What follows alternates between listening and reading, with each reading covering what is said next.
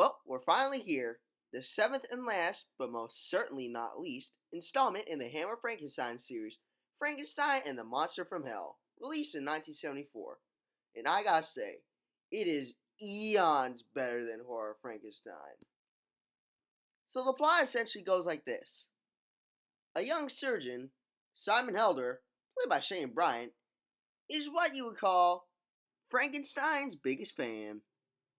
But unfortunately, he gets caught doing some illegal things, murdering people and that stuff, and gets sentenced to 5 years in an insane asylum.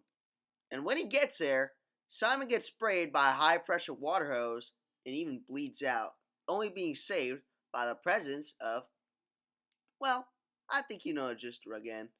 Once again, played by Peter Cushing, going under the alias Carl Victor. And you might be asking why Peter Cushing looks old and frail. Well, not only is it because of the fact that he's 61, but unfortunately, in 1971, Peter Cushing lost his wife. I would like to give my moment of silence to her and Peter Cushing, who died in 1994, 20 years after this movie was released.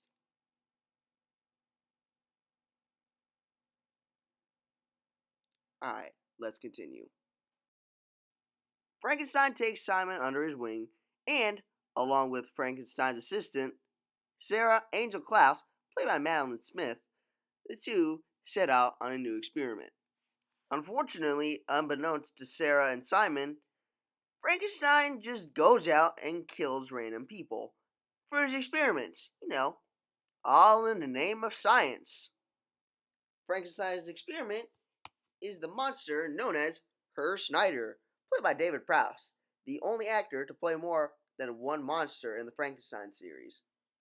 And he's a homicidal inmate who is being kept alive even after trying to kill himself. Oh, and did I forget to mention, this movie is actually a sequel to Frankenstein Must Be Destroyed. We know this because Frankenstein is telling Simon how he burned his hands. Anyway, back to the main plot. Frankenstein realizes that a professor at the asylum has hanged himself, and so he uses that opportunity to steal his body and cut out his brain and transplant it to the monster. The monster, after having his brain transplanted, goes through all 5 stages of grief in the span of the next few minutes. But it's done in a way that you actually kind of feel sorry for him. It gets to a point that one day, when Simon's trying to feed him, he tries to stab the monster, but the monster tries to kill him, only stopping when Sarah appears in the room. The two barely manage to escape the monster's grasp, but that night, the monster escapes and goes on a rampage throughout the asylum. Eventually, the monster kills the director of the asylum, aka Sarah's father, Adolf Klaus, played by John Stratton, by stabbing him in the throat with a broken bottle. But when I tell you this, you might be cheering for the monster. Adolf raped Sarah, his own daughter.